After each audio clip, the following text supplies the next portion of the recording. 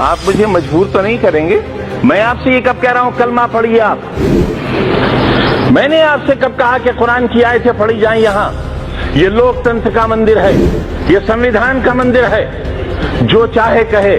اگر میں کہوں تو آپ روک نہیں سکتے، اور میں نہ کہوں تو آپ مجھ سے زبردستی نہیں کر سکتے، اور اگر آپ زبردستی کر سکتے ہیں تو کہیے، آپ کہیے کہ زبردستی کہنا ہوگا۔ 47 میں بٹوارے کے وقت ہمیں حق تھا پاکستان جانے کا، آپ کو نہیں تھا۔ ہمیں حق تھا، لیکن ہمارے اجداد نے یہ طے کیا کہ یہ وطن ہمارا ہے، ہمارے اجداد کی قبریں ہیں یہاں، ہمارے بزرگوں کے مزارات ہیں یہاں، جامع مسجد ہے دلی کی، تاج محل ہے، قلعے ہیں ہمارے، بزرگوں کی یادیں ہیں، اور یہی آج دھروہر ہے ہمارے بھارت کی۔ وہی لوگ غدار ہو گئے، انہی کا نام لے کر سڑکوں پر مارا جانے لگا۔ ہم اپنی مرضی سے رکے تھے، ہمیں کسی نے زبردستی نہیں روکا تھا۔ جو اپنی مرضی سے رکے ان کے لیے آج ہی سدن میں یہ کہا گیا کہ جو وندے ماترم نہیں کہے گا اسے بھارت میں رہنے کا ادھیکار نہیں ہوگا۔ اگر سنویدھان میں کہیں کسی مذہبی کتاب کا کوئی شلوک، کوئی آیت پڑھنے کے لیے کہا گیا ہو، میں سب سے پہلا ویکتی ہوں گا جو اس حکم پر نتمستک کروں گا۔ مانو سنویدھان کو۔ میں بھی یہی کہہ رہا ہوں، ہمیں سنویدھان کو ماننا چاہیے، اور جو لوگ سنویدھان کو نہیں مانیں گے وہ دیش کے ساتھ اچھا نہیں کریں گے، کیونکہ یہ دیش بہرحال سب کا ہے۔ 47 میں بٹوارے کے وقت ہمیں حق تھا پاکستان جانے کا، آپ کو نہیں تھا۔ ہمیں حق تھا، لیکن ہمارے اجداد نے یہ طے کیا کہ یہ وطن ہمارا ہے، ہمارے اجداد کی قبریں ہیں یہاں، ہمارے بزرگوں کے مزارات ہیں یہاں، جامع مسجد ہے دلی کی، تاج محل ہے، قلعے ہیں ہمارے، بزرگوں کی یادیں ہیں، اور یہی آج دھروہر ہے ہمارے بھارت کی۔ وہی لوگ غدار ہو گئے، انہی کا نام لے کر سڑکوں پر مارا جانے لگا۔ ہم اپنی مرضی سے رکے تھے، ہمیں کسی نے زبردستی نہیں روکا تھا۔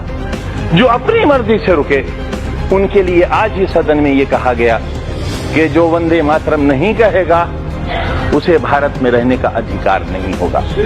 بحث وندے ماترم کی نہیں ہے، میری بات تو سن لیں آپ، میری بات سن لیں، ہو سکتا ہے آپ کو شرمندگی ہو۔ بات وندے ماترم کی نہیں ہے ماننے والا۔ اگر قانون کی بات کروں تو سپریم کورٹ کہتا ہے کہ وندے ماترم کے لیے مجبور نہیں کیا جا سکتا، سب سے بڑی عدالت وہ بھی ہے۔ لیکن اگر آپ نے اتہاس پڑھا ہو، ریشمی رومال تحریک، ہندوستان کو آزاد کرانے کے لیے کتنے علماء نے پھانسی کے تختے چومے تھے، کتنے لوگ مارے گئے تھے، دیش میں نہ جانے کتنی مٹی کی پہاڑیاں وہ ہیں جن میں ہماری لاشیں آج بھی سڑ گئی ہوں گی لیکن ان میں دفن ہیں۔ ریشمی رومال تحریک میں اگر آپ ریشمی رومال کی تصویر دیکھیں گے تو اس پر بھارت ماں کی تصویر چھپی ہوئی ملے گی آپ کو۔ یہ رشتے کب تھے؟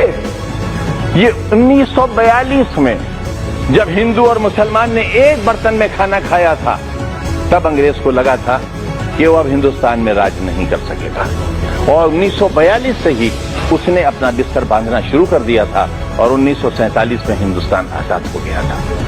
ہم آج بھی ایک ہی محلے میں رہتے ہیں، ایک گھر میں بیٹھتے ہیں، ہمیں کسی کو ایک دوسرے سے ڈر نہیں لگتا، لیکن جب ہم چنی ہوئی سنستھاؤں میں آتے ہیں، جب ووٹ جیسی چیز ہمارا مقدر بننے والی ہوتی ہے، تب انسانیت کے سارے رشتے ہمارے ٹوٹ جاتے ہیں ماننے والے۔ اس سے دیش بہت کمزور ہو رہا ہے، اس سے ہم بہت کچھ کھو رہے ہیں۔ آپ مجھے مجبور تو نہیں کریں گے؟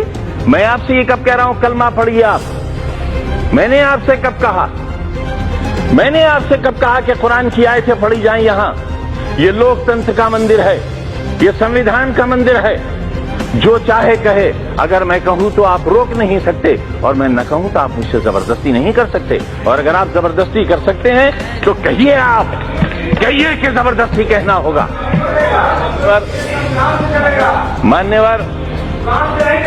مانیور سنویدھان سے چلے گا، یہی تو ہم بھی چاہتے ہیں، یہی ہم چاہتے ہیں۔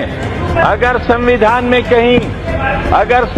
میں کہیں کسی مذہبی کتاب کا کوئی شلوک، کوئی آیت پڑھنے کے لیے کہا گیا ہو، میں سب سے پہلا ویکتی ہوں گا جو اس حکم پر نتمستک کروں گا۔ مانو سنویدھان کو۔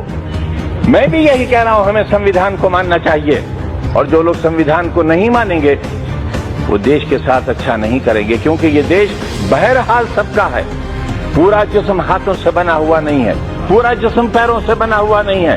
شریر کا ایک حصہ ختم کر دیا جائے، انسان انسان نہیں رہ جائے گا. ہندوستان ایک بہترین انسان ہے، اسے بہترین انسان بنا رہنے دیا جانا چاہیے. یہ کہنا چاہتا ہوں میں.